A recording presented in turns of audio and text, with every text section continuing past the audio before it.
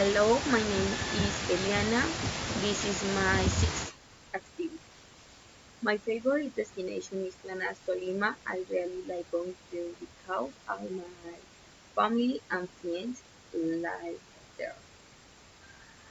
We always stay at my own hotel with my car, a colonial hotel. I'll always go with my mom since the two of us always do everything and she is my best company.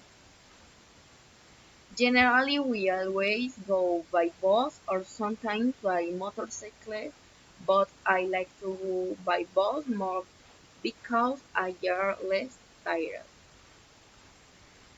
The food there is very small town, so they are broth and things like that.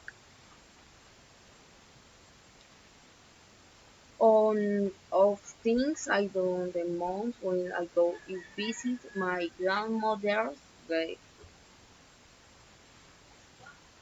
and other one is go to the farm and ride a horse. I always go to my grandfather's farm in the place I always go.